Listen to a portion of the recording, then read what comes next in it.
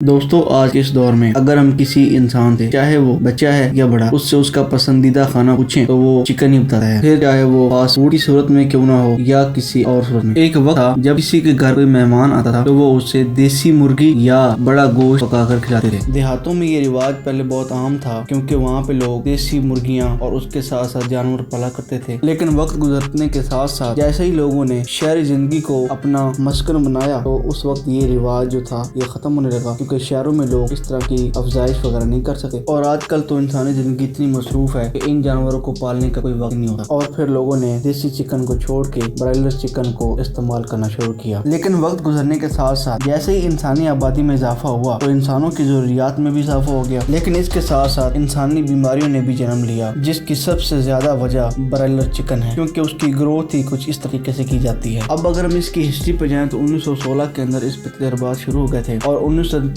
تک انہوں نے ایک نئی نسل تیار کی جو کہ آج برائلر مرغی ہے۔ ہم اس کی گروتھ کے اوپر بات کرتے ہیں کہ اس کی گروتھ کس طریقے سے کی جاتی ہے، اور فردر ہم اس سے جو بیماریاں پیدا ہو رہی ہیں ان کے اوپر بات کریں گے۔ ناظرین، برائلر کا ایک چھوٹا چوزا اس کو 6 سے 7 ویک کے اندر تیار کیا جاتا ہے، ایک پوری مرغی جتنا، جس کا وزن 2 سے 2.5 کلو ہوتا ہے۔ اس پروسیس میں اس کو گروتھ ہارمونز کے اور اسٹیرائڈز کے انجیکشن لگائے جاتے ہیں تاکہ اس کی جو باڈی ہے وہ اس سے پھول جاتی ہے اور وہ بہت جلدی ایک بہت بڑی مرغی بن جاتی ہے۔ اگر ہم اس کی خوراک کی بات کریں تو اس کو خون، آنتوں اور مردہ جانور کا گوشت جو ہے وہ اس کو فیڈ کیا جاتا ہے۔ اس کے علاوہ ان کو اسٹیرائڈز دیے جاتے ہیں، اور وہ ایسے اسٹیرائڈز ہیں جو کہ باڈی بلڈر جو ہیں وہ اپنی باڈی بنانے کے اندر استعمال کرتے ہیں، اور پھر وہی باڈی بلڈر اپنی زندگی کے آخری ایام بستر پہ گزارتے ہیں، اور جب یہ انسان یہ گوشت کھاتا ہے تو اس میں بھی بہت سی بیماریاں لگ جاتی ہیں۔ 2011 میں امریکہ کی ایک یونیورسٹی آف میشیگن کے ایک پروفیسر جس کا نام ڈاکٹر اسٹوارٹ جونز تھا، وہ بایو ٹیکنالوجی ڈپارٹمنٹ کے ہیڈ تھے، انہوں نے ایک ریسرچ کی اور اس میں انہوں نے بتایا کہ جو چکن کی افزائش ہے اور جو